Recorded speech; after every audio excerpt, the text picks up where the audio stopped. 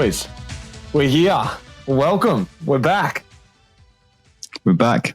Mitch and his guests. We are back. Welcome back, boys. We need to just psych into it. It's just like, oh. Yeah. Need some more energy, mate. We actually haven't spoken to each other much this month. I reckon this is for me, on my side, this is the least amount we've spoken in this month. It's just, we normally get a little bit of banter going back and forth, but it's just been crickets, hasn't it? The worst Grand Tour was on. Yeah. It killed the whole cycling vibe for me, to be honest with you, since I can't even face it anymore. Wait, give me a second here. We're not even at the show yet. You're supposed to be saving this for later in the show. This was your big segment, right? Wait a second, boys. This is the Race Communiqué. Welcome. Speaking with Tom Southam, Sports Director at EF Easy Post Southam. Morning, fellas. And, of course, Luke Durbridge, Turbo Durbo, as he's better known in the wider world, pro at... By his wife. Little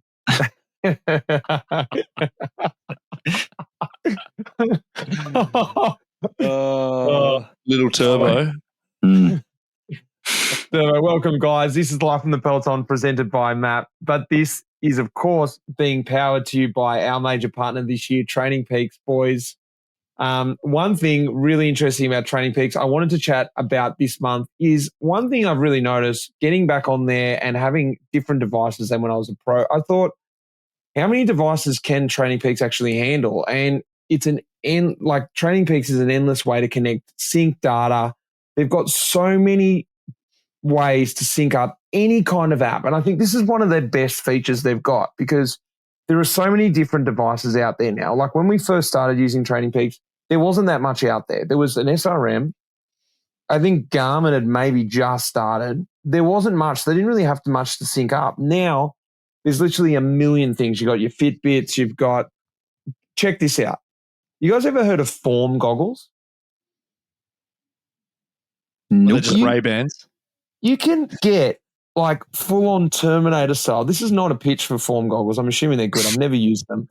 You can get Terminator style. Your training put onto the screen of your goggles while you're swimming so you can see what your training you need to do. Plus, it gives you split times, lap times, heart rate, distance inside your goggles. Welcome to Life in the Swimming Pool with Mitch Docker. I couldn't believe this syncs up with Training Peaks. I was like, this is brilliant. Are we going after Form goggles for next year for a sponsorship? Or? We should. I want to try them out. This sounds amazing. But life in some budgie smugglers. This syncs up with Training Peaks. You can do everything. Like I said, nutrition, I don't do my nutrition on there, of course. You do HRVs, like Whoop, everything on there. The one place, the one hub to have everything. Like we've spoken about before, it is your diary. That's what we like using about your training diary in terms of what you're going to do in training, plus your comments, plus Durbo likes to use it as his normal diary, what he's got going on in his life as well. I think it's a really good space that now it's a spot that you can have all these devices coming in because you guys, especially Durbo, how many things are you recording? I want to actually know because when I left the Peloton, there was a few. You had Whoop, you had your training, and your whereabouts was on there maybe. What else was on there? I can't remember. There's 3 or 4 on there, but what do you got on there now? Nutrition? Are you putting nutrition in there now? We haven't actually. We have an internal app in the team that tracks our nutrition. But that can sync. Yeah, well, that can sync. Yep, that's something that it's just like I think it's a better version at the moment, but it hasn't been fully finished up. But definitely you could sync that there. Obviously, Whoop to track your sleep. I don't actually track my sleep, but anyone who does can. I just got sick of the band telling me that I sleep like shit. Anyway, so I threw it out. Weight. So like you got Garmin scales, get up in the morning, stand on the scales, boom, it uploads your weight. Your golf game. This is not always that great, but I have a golf watch and play golf. And then when I log my score up on the rest days, a 7K walk to roll 18 holes. And it gives you a little TSS score as well. So on the rest day, Marco's thinking, my coach is thinking I'm having a rest day and I've got a 7K walk up there with 100 TSS on the golf course. Does it actually put your score in there? 120 score. Yeah, I was about to say. For 9. Yeah, for 9. Yeah. So it to be honest, it's super convenient. Also to be a coach, also just like you can literally have, and also they've got this like perception of effort ranking as well. Give yourself a frowning face, a smiley face. It all tracks how you're feeling. Like on a really hard session, you felt good as well. Then that sort of links up to that. There's graphs for everything. Like the charts are endless. Like you can go in there and just see it all merged together, which is quite nice. So, it's a one-stop shop, you might say. What about on the other side, looking in, Southern? You get to do like the parent peeking into the room, seeing what they're up to. Reading Durbo's diary. Dear diary, today I played golf. We got into my diary last time. That like, what about from the data side of things? Is it handy having it all in one spot? Obviously, it's much better to have it in one spot. Makes life much simpler, especially when you've got multiple athletes. Particularly in a coaching scenario, you can see it all in one place, and you're not losing bits and pieces all over the shop. So it makes a big difference. That I was just trying to think how we could do some sort of integration with your pub, Mitch. So you could have Bias go directly tracked into your Training Peaks diary. We'll speak to the Lansfield pub about that. No, that's not a bad idea. They could log it for you.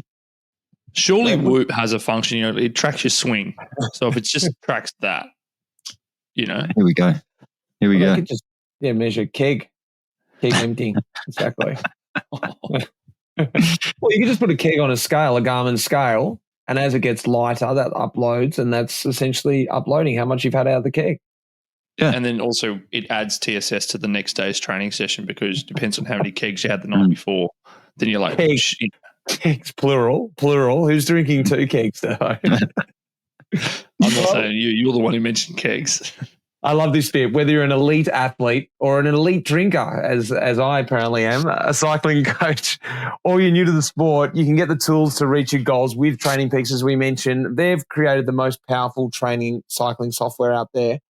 And with a special code, trainingpeaks.com/LITP, we've forgotten to mention this the last 6 months. Sorry, guys, but you can get a further 20% off your Training Peaks premium subscription using trainingpeaks.com/LITP.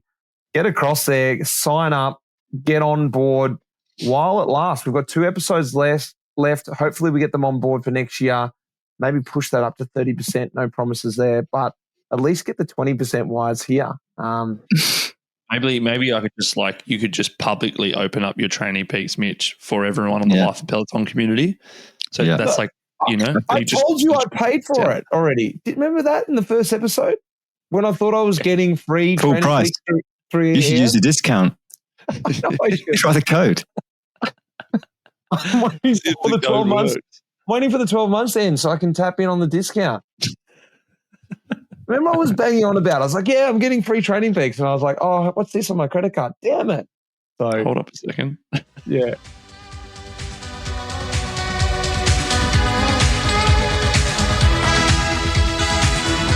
Boys, should we tap into it? We are in the week of the Worlds. It's an exciting week. It's sort of crept up onto me. The Vuelta, I was still living the life of the Vuelta, loving life. What a Vuelta it was.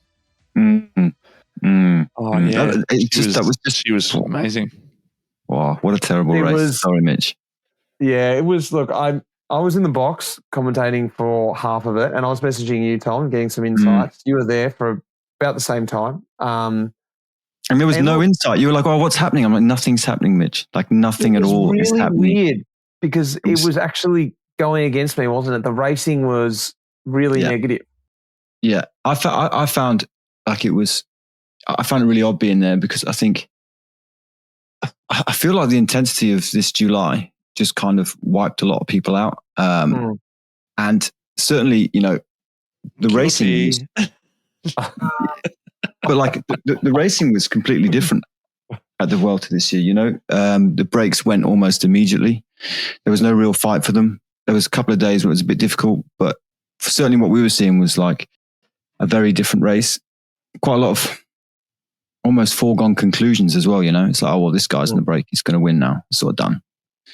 And then, Vingegaard, I mean, he won well, but he didn't look phenomenal, sort of clung on.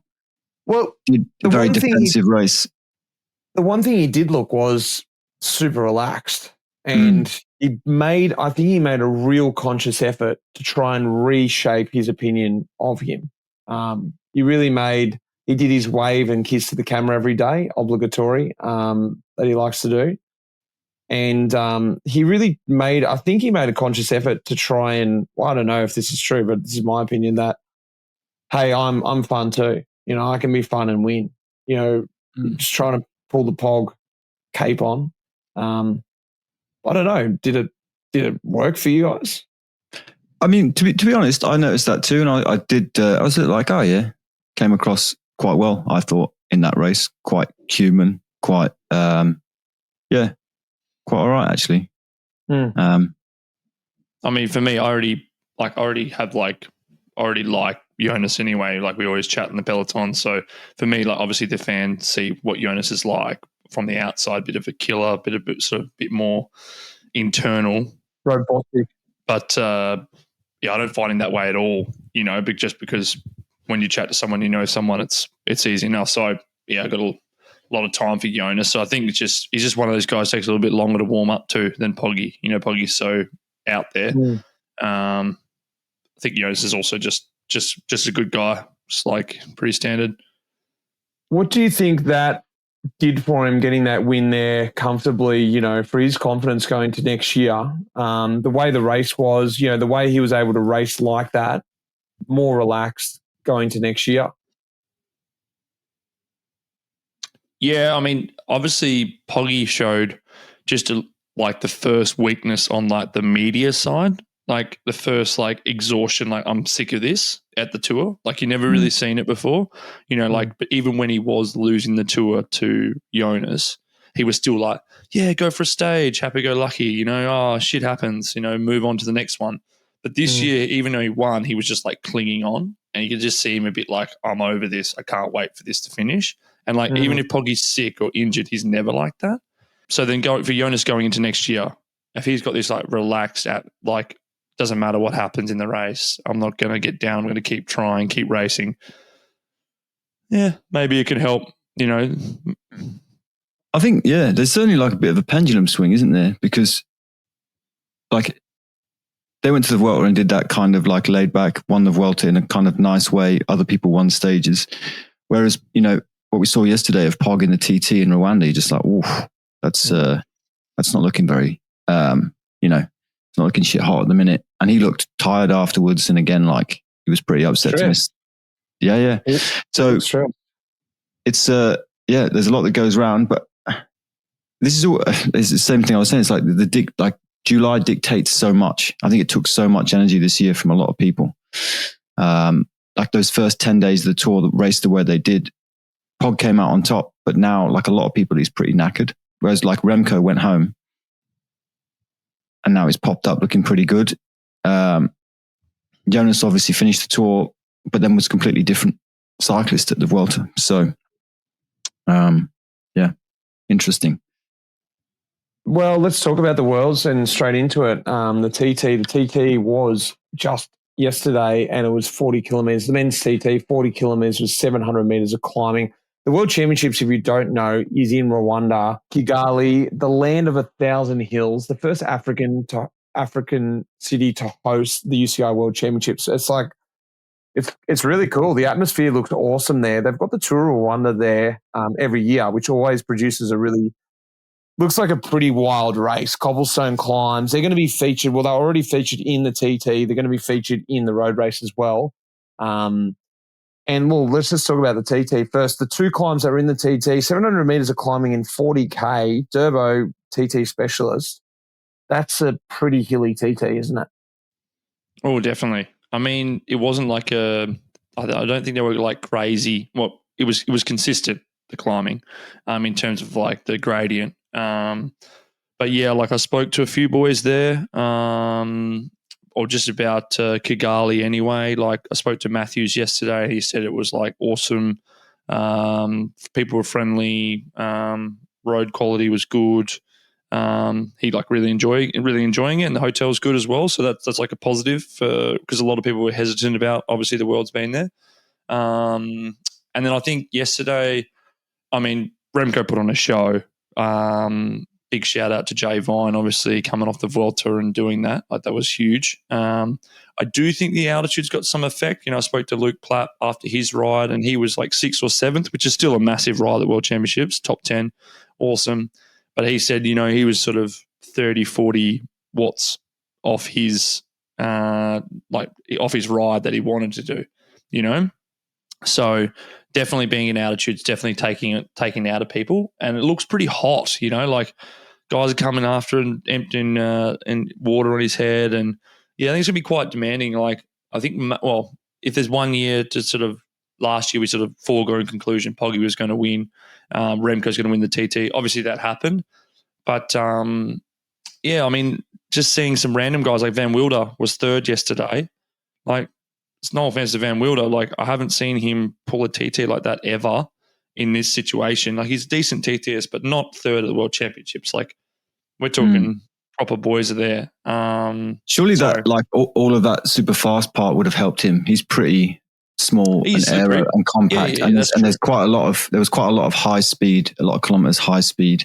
It would have made a big difference for that, especially that altitude as well with the air density. And I also think, like, Remco effect, because if he's on Belgium, if he's on the team with Remco at the he's on the same team as well, and he's just seeing exactly what he's sort of similar build to Remco. So if he just sort of copying, like, this skin suit's better, this helmet's better, this bar's better, and that's just literally being is Remco's transponder, for example. It was nice, actually. He was a leader. Recon. That was Recon Van Wilder. Yeah. He was a leader for ages, so he was essentially out there doing the recon for Remco, just setting it up, speeding it up. It's 1,400 meters, so it's high. It's definitely high there, and obviously that's making it super fast. But the watts are going to be lower. The women did 31 kilometers with 460 meters of climbing, so again a tough TT there as well. And look, as looking at the men's results, like, Del Toro was in at 5th. He is a guy we're speaking about when it comes to the road race as well.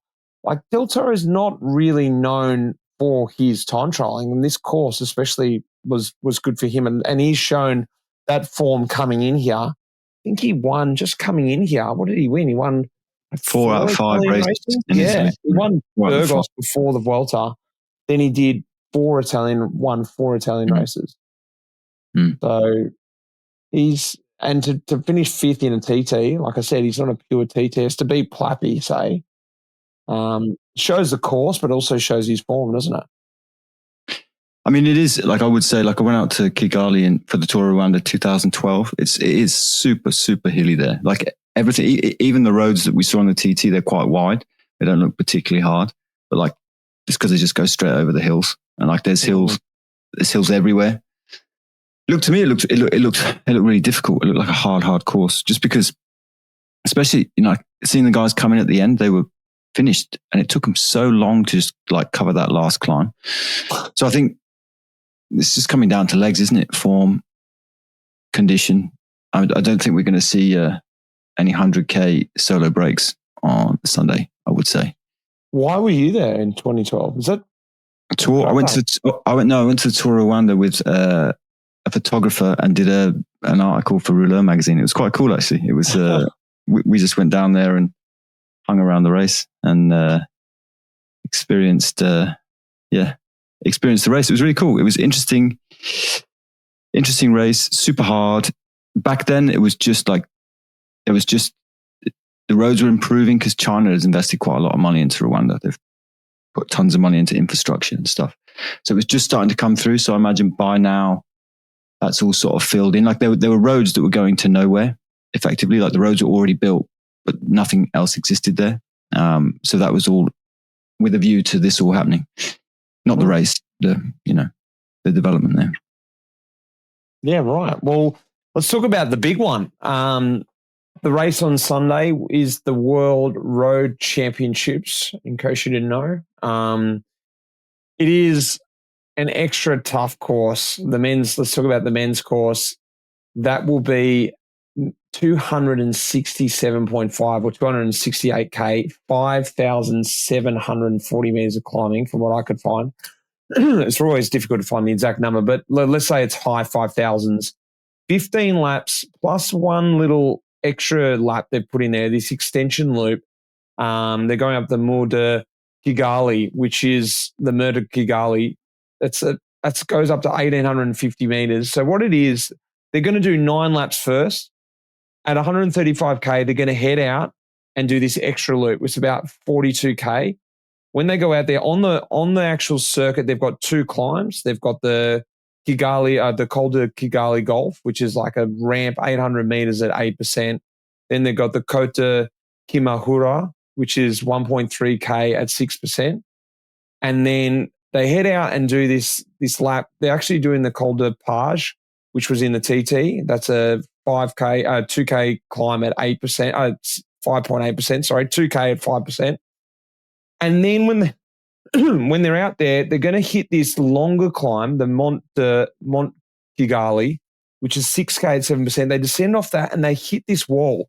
And this is the cobble climb that, I don't know if you would have seen it, Tom, in the Tour of Rwanda out there, but this looks epic.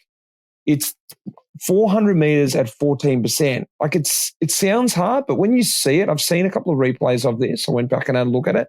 It looks like an epic cobble climb. And there's a couple of cobble climbs. There's a cobble climb on the circuit as well. We saw them finish the TT up it.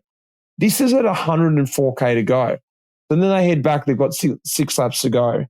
You got to remember, last year, Hog took off at 102K to go. So it'd be interesting to know, because the climb before this, the Mont Kigali, that 6K sort of sets it up for an attack. They bring it up. They get some heat on that. They drop down. They hit the wall. I don't know. Is it too far heading out of here? I know we're doing predictions and stuff now, but it's interesting. What do you think about the extra loop? What do you think about the course, guys? Just looking at it now. I mean, to me, it looks like a good world's course, consistently hard. Like the climbs come pretty quickly after one another. I think just looking at the race yesterday, I think 100Ks would be far on this course, honestly. From what I've seen, I think it goes in the direction. It's 5,200 meters on Bellevue. So 269, 5,200. So direction, obviously climber. That's more than Liège, isn't it?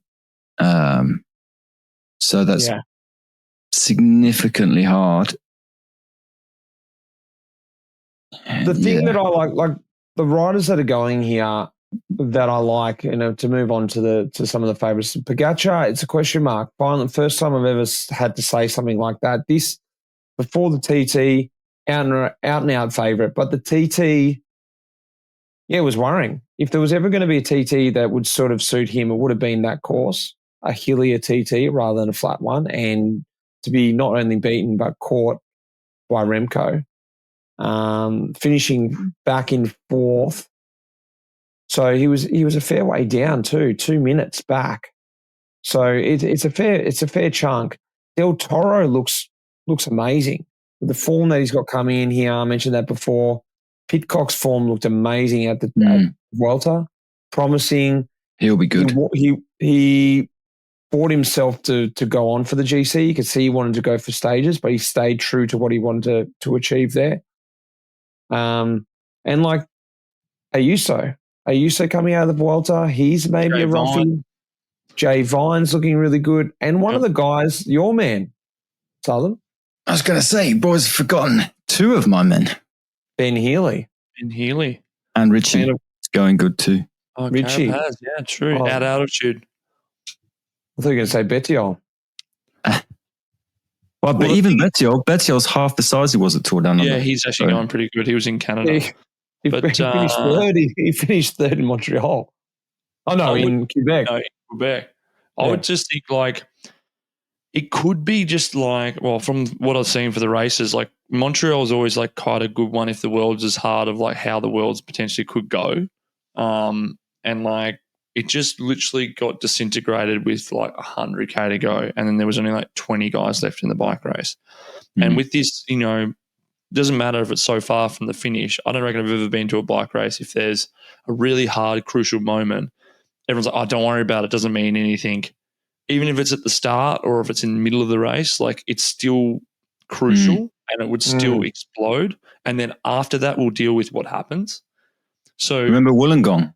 Yeah. How early was that climb? Man, I was like, literally, we should have just ridden up Wollongong and it should have been nothing.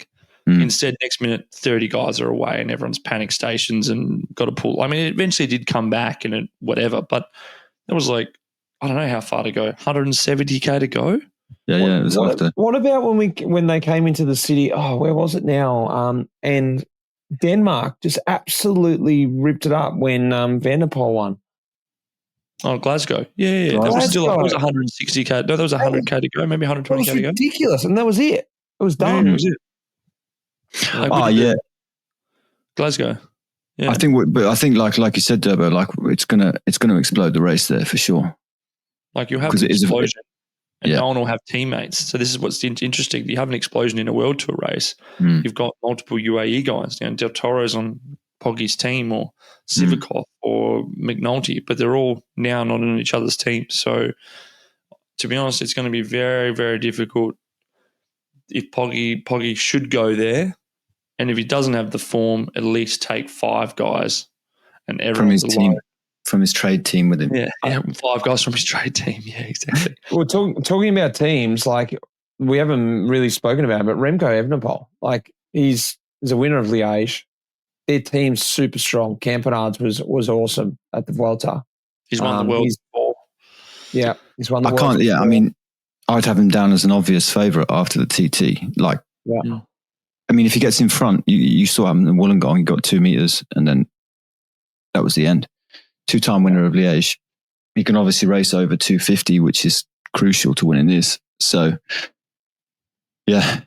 The only way is like Poggy would like to get him to a point where it's battle on the steep bits. Like if he can actually detach Remco and Remco doesn't, if Remco gets a head start, they're not going to catch him. But if Poggy can like get him to a point of like, this steep cobble climb or back into the circuit on a steep section, and when Poggy accelerates, Remco can't follow that. But is Alaphilippe back? Not to win the Worlds, but he's definitely back. But 5,000 meters, it's got to be like a GC climber. Now, I think it's too much even for Ben Healy. Like I'm thinking, Carapaz, Pogacar, Remco, guys that have won Grandies. I actually think Richie's a good shout. Richie's a real good shout. Carapaz. I think Carapaz more than Healy, maybe. Yeah, I mean, the difference between them, Carapaz probably has that edge over all of that climbing over the whole day. But then the way, those guys were going, Ben was going pretty good the last day of Luxembourg there, obviously. So, we'll see. McNulty for me is my other favourite. The way he was going in Canada, the way he was going in Luxembourg. Because don't forget, like between Canada and Luxembourg, you've travelled. So he's obviously got good condition if he's gone through that travel, that jet lag, and he's basically winning immediately a week later. So, who are they going to ride for in Australia? Why didn't you do the TT? Did McNulty do the TT? No. He was in Luxembourg, finished. Oh, true. They needed to get another win for UAE. That's the thing. If I had the chance, Luxembourg or Worlds, no-brainer. I guess you would have looked at it like I'm probably more of a chance of winning the road race than I am winning the TT against Remco, but still, you'd probably like to stand on the podium potentially, but anyway. Do you know how close the Orval brewery is from there? It's right around the corner. Luxembourg. Yeah. There you go. Lastly, who is Australia going to ride for, Durbo? You got to see inside knowledge. You're speaking to Matthews the other day. This is a while ago, but I'm not sure. I haven't really checked in, but I presume it was for Jai. Jai is obviously coming out of the Vuelta with good form. Jai and Jay Vine. Matthews was a sort of a last-minute call-up. Not last minute, but probably like a month out or something. They sort of mentioned to him, he sort of, I think it's too hard for Bling, and I think Bling potentially knows that. But I think what we'll do is we'll be kind of like we did last year. The boys rode quite well.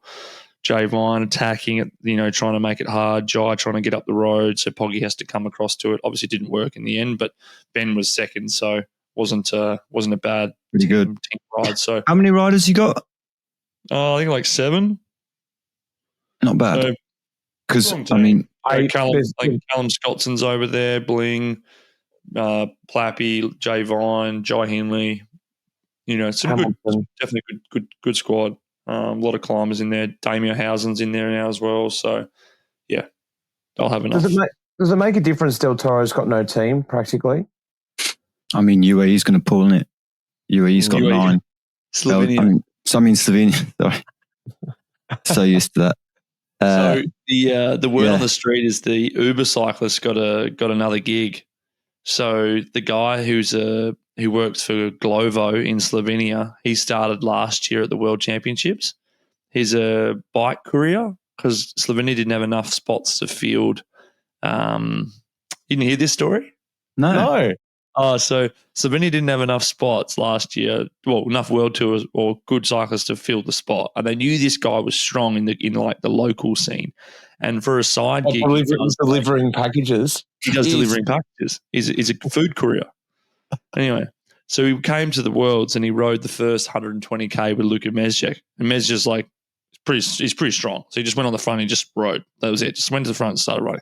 But did Mezgec tell you about was he tactically? I know riding's not the hardest thing in the world, but there's a way to ride and there's a way to ride. I think he races locally, but so he obviously does some racing. Nuffy, but anyway, Mezza said, handled it completely fine. But apparently they were out in the town afterwards when they won the Worlds, and he's got his phone starts going off because there's a high frequency of orders in Ljubljana, and he's like, if you're available to work now, it'd be a good time to come in. And he's just won the World Championships with Poggy. Anyway, so I spoke to Luca 2 days ago. He was in Belgium. And I said, so did the Uber cyclist get another gig? And he's like, yep, he's coming. He's off to Kigali again to win another world title. I didn't think Uber cyclist, when you said Uber I didn't think Uber as in the company Uber. No, Uber Eats or whatever. Or something. Yeah, pretty funny. So, he's off to ride 150K with UAE. I mean, Slovenia. All right, boys. Lastly, for my bit, give me a 1, 2, 3. Who's it going to be? Right. Do you want me to go? Go. I'm going to go Del Toro, Remco, Pidcock. All right. I'm going to go Poggy, Del Toro, Jay Vine. I'm going to go Remco, Ben, Pidcock. Oh, both you and me didn't give Pog a top 3. We'll see. Let's leave it at that. Leave it at that.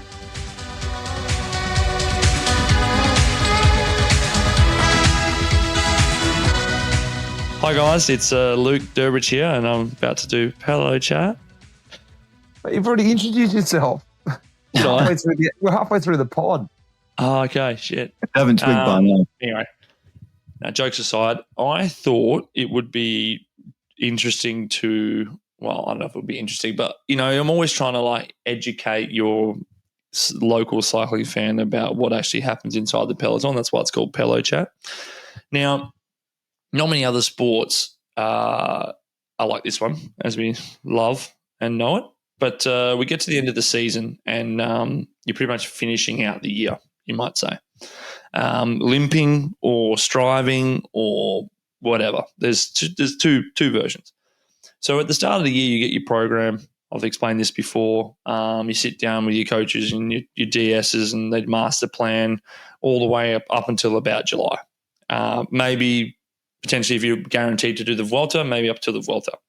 And then by the Vuelta onwards, it's kind of like we'll see. We'll see where you're at. We'll see what's going on. Especially, potentially for Pogacar, that doesn't happen. But for most of us, that's sort of how it goes, because when you get to an end of a cycling season, there has been crashes, sickness, all the things happen, as we know. So now we get to September, and it's pretty much find a rider that can start and do something and hope to the best that they got form. And the guys that don't have form, well, there's nothing they can do about it, because they don't have time to be able to repair it or rechange it. So, for example, where I'm at right now, I've been having some stomach issues since the tour. I'm sort of like limping to the end of the season. So I'm being called up to races, but there's nothing really I can do about it. Like, I'm not in the shape to perform at my level that I would normally at. So I've just got to go there and contribute, sign on, do a couple of hours, try and put guys into position, and hope there's one guy in the team that have some shape to be able to finish it off.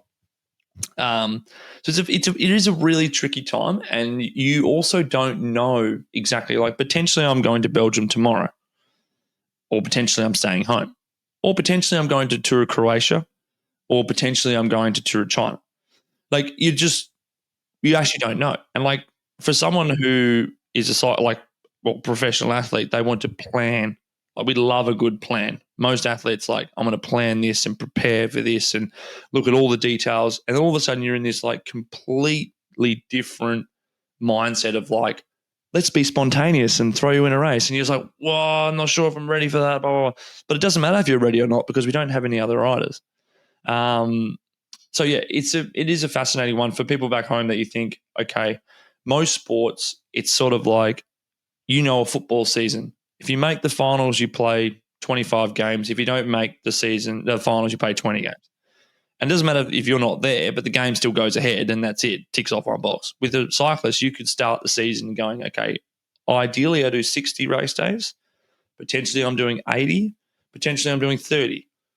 There is no other sport that does that, and you have to be just adaptable throughout the whole season to be able to like fit those gaps and fit those roles and try and do this and try and do that. So what's the talk like? You mentioned that now, and like, I guess it's probably hard for a lot of people to understand, but like, what's the talk like? Because it's different, right? It's different for you because you're contracted for next year, and try and put yourself in the shoes of you didn't have a contract and you're feeling pretty burnt out because you are where you are at the end of the season. You've done a whole lot of racing and you probably got stomach issues and stuff like that anyway. But the psychological side of it, the idea that I've got to fight for a contract and all of a sudden you've just got to go, well, I've actually just got to rinse myself here. And then on the same note, not knowing what your program is and how much that can actually play with your head too. Well, I just remember, if we put back just an example, was when you were up for contract out at Green Edge and you were going to EF, and you had obviously had a big season already, been off to all the one-day races because they didn't do a Grand Tour that year. So you've been already sort of travelled and thrown here and thrown there. And then all of a sudden they're like, Mitch, now you got to like fight for a contract, and you're like going to Canada to try and like perform at really high level, which is pretty hard to do in Canada anyway, to try and show your new team or potentially a new team that you're going to get a contract. And like, when you put yourself in that mindset, you might have forgotten, but like, we were training together. It's a really tricky space to be in. And to be honest, this is exactly where you go to races, and it's really hard. All the guys are in different positions. Like you said, there's guys I know in going to races last weekend that don't have a contract next year, still looking, potentially have to retire. That's a crazy mindset to be in. And then you've got another guy who's signed on for 3 years, super comfortable, doesn't happy matter, as Larry. all good, happy as Larry. There's another guy who's just come back from like a broken collarbone, or it's his first race back, and he's doing Super 8 in the pissing rain. And he's got a scaphoid broken arm. And he's like, I'm not quite sure where I'm at. Or a guy who's come from the Vuelta, who's just like completely on his limit, but got heaps of form, but just tired. So you got to like convince him that it's a good idea, that he should keep trying because he's actually couldn't get a result, And all of a sudden you're sitting on the bus, you got like 7 different mindsets, where early in the season, it's sort of like you've had less emotional damage throughout the year or physical damage, everyone's at sort of similar spots. You're like, yeah, where'd you come from? Like, I did training camp, I did Aussie summer, or I did UAE. And then you arrive at Paris-Nice and everyone's sort of like more or less in the same boat mentally. And that's when you can get the team to really like, but when you go to these Belgian one-day races or you're off to Italy or whatever like that, everyone's just like, oh yeah, man, like I'll get the bottles, I guess, or I'll pull, or I'll do something, or like. I had it in Italy because I was managing the team there for the first block of races, and like normally, like in March or April, you can look at a start list and you know the quality of the rider, and you know roughly like what job they're going to do and who's going to do what, and like who's going to pull behind the brake and who's got strength and depth.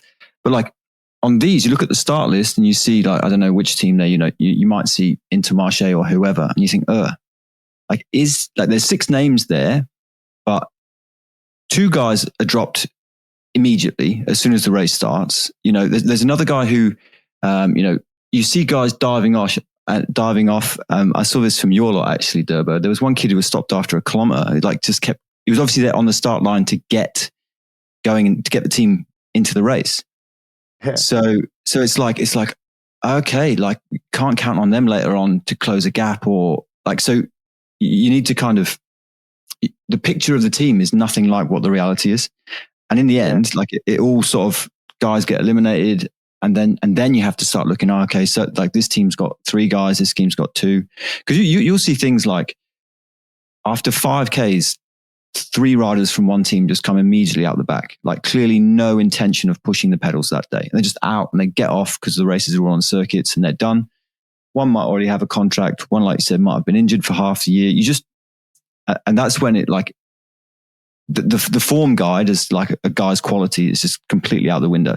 Completely out. You might see like a guy you're relying on their team pulling, like, I don't know, maybe like Dali or Corbin Strong from Israel or something. He just all of a sudden he just like pulls out and he's just what? Lotto to ride today though.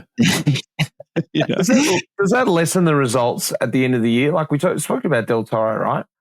And he clearly is in good form. But, when you win Lombardia, let's say Lombardia, let's use Lombardia as an example. Does that put Lombardia in a different position to say San Remo or, Flanders? Lombardy, in my opinion, is a difficult one because there are so many people who are just waiting to get off and the race to be over.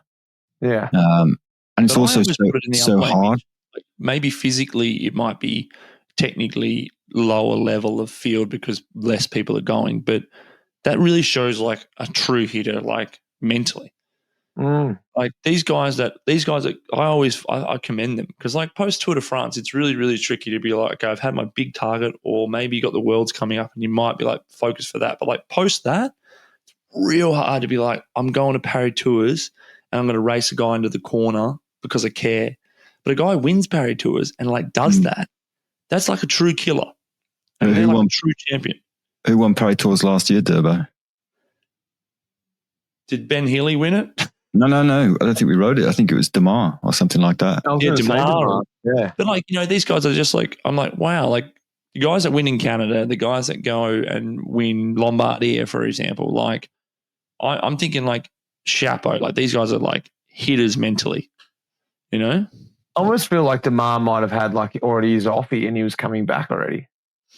Yeah. I mean, it's weird. This is the first year ever where there's been like competition to go to China, because a lot of riders now are kind of going, oh, tell you what, if you go to China, it keeps you going and you get there and like you've got something to do, and then your off season, you're going to start in better shape. You're going to have less of like a gap potentially. So all of a sudden, like there's basically Tour de France selection, and then there's Giro selection, and there's Tour of China selection. It's like the most contested. Everyone's coming up going, oh, I tell you what, is there any space in China? And you're like, what are we talking about? Well, I think there's 2 ways of thinking. I'm thinking of another way. It's like, if I do China, I don't go to Belgium or I don't go to Italy. There you go. Well, it's a really good segue, boys, because China is actually a really good pathway to the first race of the season, the global season. That is Tour Down Under. The global never-ending season. The 2026 season starts here in Australia TDU is back, boys. And Southern, as you said, that's changed. That's definitely changed. It used to be like Parry Tours, just, get out of there, Franco Belge. And if you got sent to Beijing, that wasn't because you wanted to get form for Down Under. No way. It was just like, oh, kill me. Got to go to Beijing. Oh, at least I get to go to silk markets. But now the mentality's changed because, and you guys can tell me if I'm wrong, but I think because now it's actually a legit race. Not that it wasn't before, but it was just where it sit in the calendar, where cycling's changed over the years. And now to collect points, people take every race so seriously now. And as you said, I can't believe that myself. First I've heard of that. Guys want to get form at the last race of the season for Down Under. Yeah, I mean it's pretty clear now. Like, as cycling evolves, like everything becomes a legitimate target. Everybody puts their effort into it, and it's as valuable. It's as valuable at the start of the year as it is the end of the year. Like a point is a point at the end of the day, so. People are going all out. I think, Jayco used to do it, or Green Edge back then were the first guys I think who actually started getting people properly ready for TDU with Gero and Darren. And you guys were, but now I'd say everybody's like that. Like we have start focusing much, much earlier who we're going to send there, who's going to race there. And it's getting, more and more competitive. Do you think that's changed because of the release of the course? It's like arguably the most exciting course, the prologue. How much do you think that is going to affect the types of riders that come out? Well, you've got first-hand experience being there, thinking about the riders who are going to go out. The course being that much harder now. In terms of racing side of things, from team's perspective, what do you think is the chat? I can't imagine all you team directors are meeting up together to talk about TDU, but what do you think is the chat inside teams with this new course now and how aggressive it is going to be? I would say it's definitely favoured towards people who are kind of predisposed to being fit at that time of year. So Australians, South Americans, Kiwis, people who are used to getting going early. So that's like already a focal point for me, looking at those guys who we've got, who's going to be naturally ready to go at that time of year. Because it's quite a lot. If you take someone who's just never done it or who's not used to doing it, it's a big shift. You can't really take someone to that course who's going to be out of shape to kind of go around and get a little bit fitter. If they're, let's say they're, a bigger cyclist, they're not going to have much fun doing that these days. If you're 87 it's just not fun being a bigger cyclist anymore anyway. No. From the fans' perspective, they're going new course this year, 2 times up the corkscrew, both in the men and the women's race, 3 times up Wollonga, and they're doing a finishing circuit around Stirling, 8 times around Stirling. It's a heavy TDU, but fans' perspective, Durbo, you're not too far away from being a fan, being on the sideline with me, mate. Hurry up and wrap it up. Come across the TDU, you and I, and Southern. He can sneak out of the hotel and we can have a cleansing ale and watch the race like everyone gets to do over at TDU. It is a good atmosphere outside of the race. I know you guys get a little snippet of it, but I get to fully immerse myself in that. You go deep. You do like so many laps in Stirling. We can alternate in the race car with Tom. Give you boys a little more. I can't wait, boys. It's just around the corner, actually. Well, boys, that is, go and check it out. If you haven't been across, you're really missing out. That's tourdownunder.com.au. Check out the new stages, and I'll see you there for a cold one and maybe for a Cooper's challenge.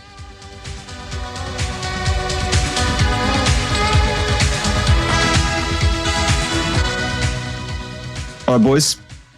Talking tactics. Here we are. Now, I want to talk about UAE some more after I've announced them for the World Road Race Champs earlier. UAE just broke the world record for wins for the season without tactics, seemingly, which just makes it even more remarkable. Just paper, just a bit of paper. No, I don't know what you boys think, but I find it fascinating that they've managed to win in the way they've won. But also, like, not just so they don't have like a top draw sprinter. They haven't just won. Like if you think Colombia, who held the record before, won with Cav and Greipel, and it was had a pretty straightforward way of winning, right? Which is you chase the break down, you do a lead out, you win the sprint. Then they won other races, they won TTs or whatever. But UAE have won basically a lot of one-day races, which are much more difficult to win than stages of a stage race. They've won the Tour de France. But on top of that, they've lost the Giro on the penultimate day through, a pretty bizarre set of circumstances. Great riding, obviously, and, not taking anything away from Visma, who did win it. But UAE had that in their grasps. They also, in my opinion, threw away a chance to win the Vuelta by winning stages, which is kind of like... Do you think they could have won it?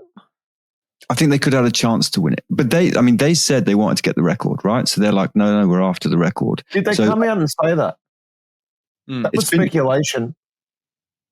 As far as I knew, it was.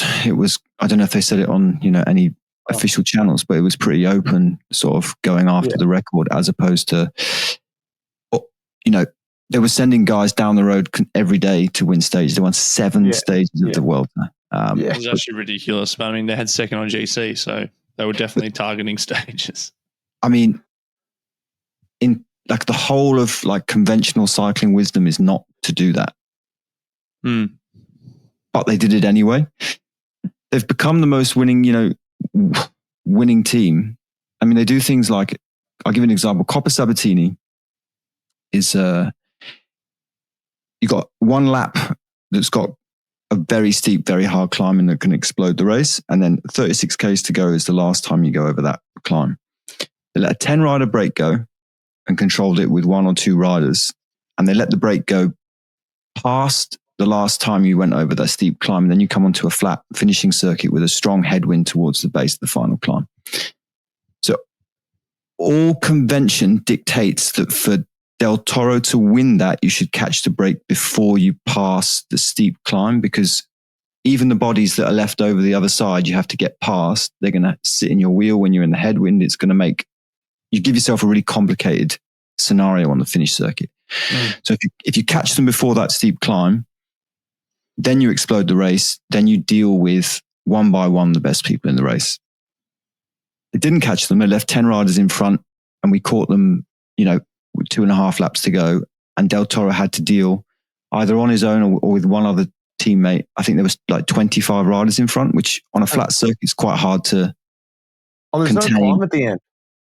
It's like a 4 or 5% drag up to the finish. It's not the sort of thing you'd be like, okay, this is nailed on, we're going to win it, But in the end, he obviously chips away with Benjamin Thomas, who's like a master of basically dirty riding, who just rides behind any motorbike in the race. And then we never saw them again, and Del Toro won anyway. So it's kind of like, I sit back and look at them sometimes and think, wow, like they do an amazing job at kind of making it happen without the best plans, Even with Pogačar, you go, was that the best plan? Just keeping the break at 2 minutes until he decided what to do? And then he just does, And I think, and I agree with you. I think sometimes we overlook the lack of tactics because they still win, or Pogačar makes up for it with his ability, and now Del Toro. And I think that's what we're saying, is that I'm not taking anything away from the quality of the riders. It's just the way that they ride, and that they're able to make up for mistakes or sort of bad decisions with the quality of the riders they've got. But I mean, also on the flip side of that, you kind of look at it and you go, I mean, money doesn't make a good cyclist go fast alone. There's something, like, those guys are motivated by something. They're motivated by, and they do a very good job, because those guys still need to succeed. You could give a lot of teams a lot of money and they would still be bad teams, in my opinion, because the culture's wrong and the systems are wrong and whatever. Something's working, but it works by like, how it works to me is kind of like this like completely dysfunctional thing. Like at the Giro when we saw they had 4 guys in the top 10 for, almost all the race, and they didn't win it, and it's kind of like this weird, like the Vuelta, everyone's going after stages, and it's like this strange way of getting success that I don't really. It's not linear, like in a Visma sense. It's kind of like we're going to pull for this guy and we're going to make it work and we're going to win the race. So coming out of the Vuelta then, and it is very, very prestigious to win. Let's not turn that away. What is better? Well, that's also another question that's being asked, because like our like real cycling, like deep in it as a cycling person, you're like, of course you need to all sacrifice and go in and win the whole TC. You know, of course that's what you should do. But actually, like you're saying, as a fan, as a spectator, or from the outside, or in this like a world of social media that we're in, it's like 7 stage wins. You've kind of already broke a record anyway. You've already got enough from the race after 15 days, you know? Well, it's like we go to the Tour de France and you have win one stage, Tom, and you're like, oh man, if you're not going on for GC, you're like, fuck, sweet, we got a stage. It's pretty hard to get one.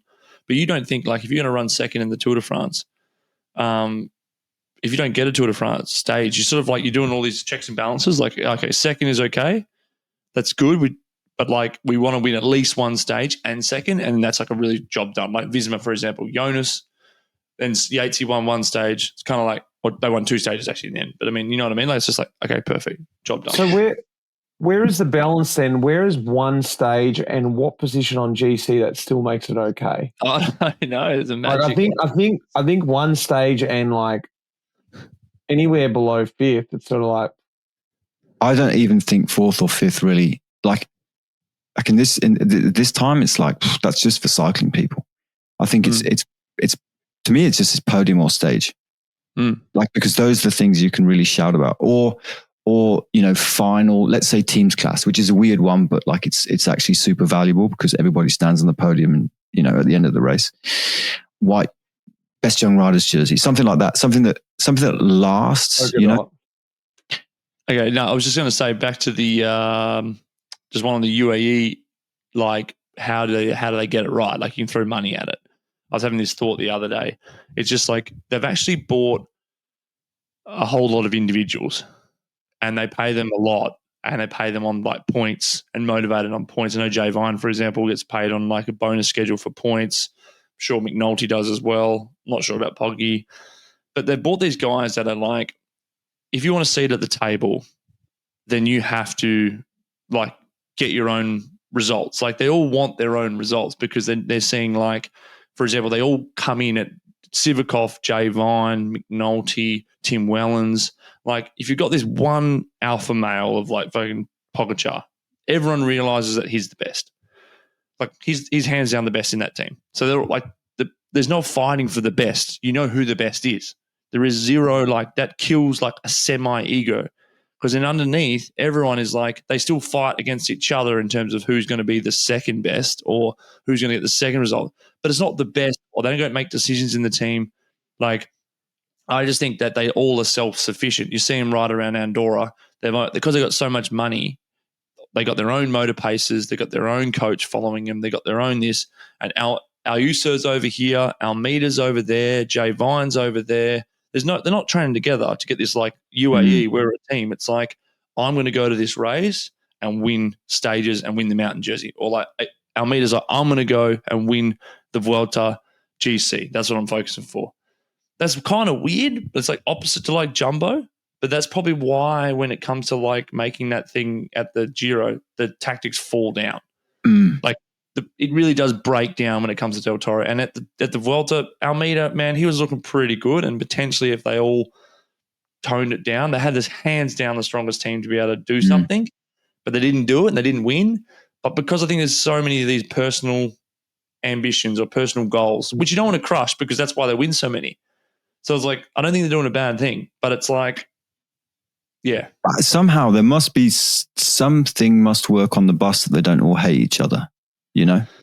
Because once you take Pog out, it's not like you're hearing about like massive spats or anything like that. They seem to like be quite okay with everybody else doing well, you know? I was going to say, Deb, have you got any inside knowledge from anyone in the team? Like George Bennett rode in the team, you know, pre this massive domination, but he was still pretty dominant, and Pog was on his way up. Have you spoken to anyone else recently about what it's like inside the team, like Jay Vine or I don't know, anyone else that you? I don't really know. Like I know Adam a bit, but Adam just sort of like because Adam's also a world-class cyclist. He just does his own thing, and he was on Green Edge, like he just does his own thing. So it's sort of pretty tricky to. That's almost just made me feel like potentially they all just do their own thing. Like I honestly think they're all pretty insular. Like on the bus, I don't think there'd be heaps of chat.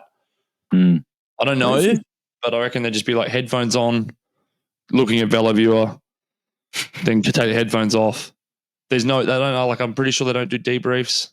They don't do like maybe the race meeting, but they definitely don't do a debrief. It's wow. like just go out there and race, and then if they win, they win. If they don't, oh well, we always win, so we get pissed off about that we didn't win. I don't know. I actually don't know too much, so maybe I have to snake my way in there. Who's the weakest? Yes, time for them. Time for them 27, 28, and then we can. Chance I would get a contract on that team, man. Oh my god, the worst rider, probably like Olympic gold medalist in the Madison. Milano, maybe. Yeah. Come on. Like I used to do this thing where I'd go through teams and like you basically look at like how many bad riders they've got, and then you can tell the strength of the team. So it's like, okay, where's the cutoff? Like it's here. I was just looking at the list. I can't really see any weak riders. Let me have a little look. Let's have a little look. Yeah, I was looking there. Like maybe this, I don't know, this Jan Kristen. Oh, he's so strong. Come on, Mitch. Yeah. Mate, are you joking? Is that actually a joke? Mate, he's so good. He's an absolute freak. What about Pablo Torres? He's also like a freak. He's like the new best thing. Super young freak. I think there's none. There's none. Like you said, Olympic gold medalist on the track. Oliveira or Milano. Sorry, boys. You're the shittest riders in UAE. Well, like, I mean, with all respect, when I say the shittest on that team, not shit riders. Yeah. Just clarify. Yeah. Okay. Southern. Yeah, that was it. Segment. Cobbling it together. No, that was. I just wanted to bring up like their season and what they've done, and just say, from my side, it's remarkable to have done all that the way they've done it. It's like just falling together time and time again. And good luck to them.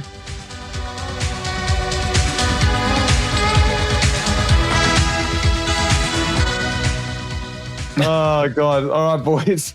I think it's a world's flavored quiz. I'm thinking, and I will talk offline, but I'm going to throw it out here online. We do a bit of a quiz bonanza next episode for our last one. What do you think? Like a big boy quiz. Put some time into it. Yeah. A 2-hour quiz. Yeah. Only a quiz segment. Like a big. Everyone gets a segment each. Of quiz. Right? Of quiz. All right. All right. Let's do this one though. CommuniQuiz World's Edition 2025. I think there was a World's Edition last year. I was trying to find it so I didn't double up questions. So I've split the questions. You don't have to fight for it. One question each, and we'll go from there. Luke, to start off. Who was the oldest rider to win the World's TT? And for an extra point, how old was he? Brad Wiggins. Under 23 race or the senior race? Senior race. Bradley Wiggins is correct. Well done. And for an extra point, he was 37. Close, but not right. He was 34. Well done, Dirt. Oh. He's old, but not that old. Not that old. Tom, who was the youngest? To win the TT? And what age? Yep.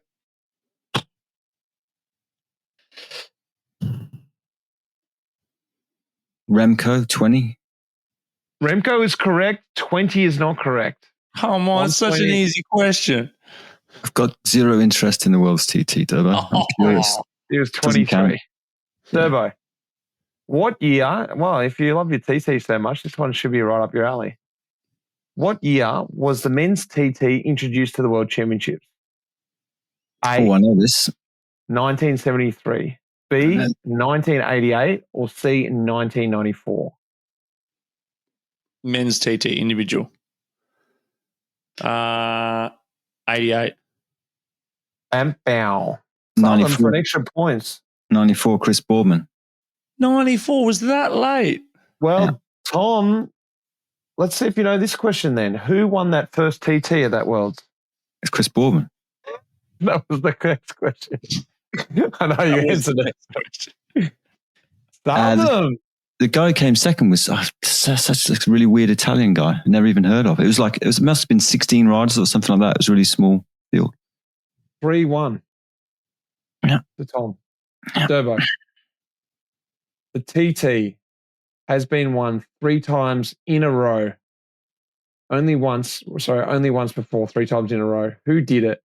And in what years did he win them? Well, you got to get this, Durbo. You have to get this. Otherwise, you're in deep shit. Oh, I know it, but I don't know if I know the years. That's the issue. Okay, well, no, you can do the 1 point. Oh, Mick Rogers. Well done. We're going to revoke your citizenship. It's probably shit. Nah. You born yet? Yeah, you were born, John. Yeah. 4, 5, 6. 2, 3, 4. 3, 4, 5. No one gets a point. Oh. Southern. What year was the women's TT born into the Worlds? And who has won it the most amount of times?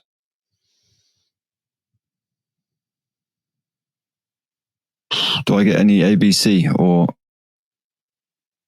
You don't get an ABC. I tried to make it hard. I knew you were good at this quiz. I've got to pluck a year out of all the years, whereas Durbo had 3 very specific. Well, you were very good on it, so I thought you would have known this. And I'll give you a clue. Equality. Quality. Equality. I'm going to go with 94. Same 94 year. is correct. Who's won the women's TT on the end of that question? Who's won it actually and the most amount of times? She didn't win the first one, but she has won it 4 times. Voss, I don't know. 4 times. Can't have been Longo. She was retired by then, wasn't she? Was it Longo? Jenny Longo? Longo, well done. Yeah. Stop them. Controversial, I was reading on the Wikipedia today. Husband? She won. She won a lot. She won everything forever. Mm. So it is 4-2. 14-2. Yeah. We've got 2 questions left, 1 each, and then the decider. Durbo, how many world championships did I ride, as in Mitch Stocker, and what were they? 3. And you did Norway, Richmond, and guitar. I did do guitar. I did Norway. 4. Well done, Durbo. What was the 4th? Yorkshire. Yorkshire. That was the night that we ate more than a whole team each. Filthy world. Southern. Yeah. What was the best position Luke has ever finished at a world championship? Senior world championship. Time trial. I didn't specify what. I just said senior world championships. I'd hope. Right. Well, senior worlds. Have you done one of those on the track? No. Road. It's road. Sorry, road senior worlds. I'm going to guess that he was 4th in Richmond. You 4th in Richmond? In the road race? Behind Sagan and Gerrans and Matthews or whatever? I'm just guessing. 4th. I didn't see him on the podium. Go on. 4th place is his best world road race performance. That's Durbo, you can tell me, because this is that one I had to chat GPT right before the start of this. 13th in the TT. Yeah. 13th, I think. I was going to say, you'd hope it's, yeah. Well, I think scores are leveled up. Yeah. All right. This is an A, B, C, D. Let's finish it off. All right. What is the most drunk beer in Rwanda? A. Mutzig. Wait a second. Sorry. Primus. B. Stella. C. Kronenberg. Or D. Beck's.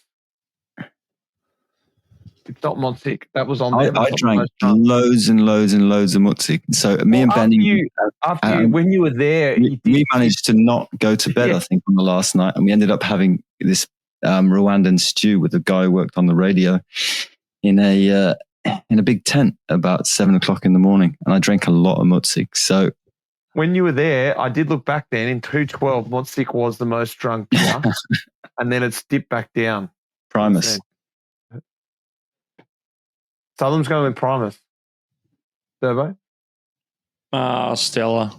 I don't know. No idea. No, it's Primus. It's the only beer that is brewed in Rwanda, and those other beers I just had to quickly make up before the quiz, which are no longer. Southern just scrapes in front to win 6-3. Well done. I tried to trip him up, but he's a hard man to beat in the quiz. Boys, once again, this has been awesome. Big thanks to our partners, MAP, and of course, Training Peaks. And get yourself out to TDU. You might be able to have a cleansing ale with Southern, Durbo, and I. Looking forward to it already. Boys, thank you. See you, fellas. Thanks, guys. See ya. That iconic music in this episode was composed by none other than the legend, Pete Shelley. Cheers, mate.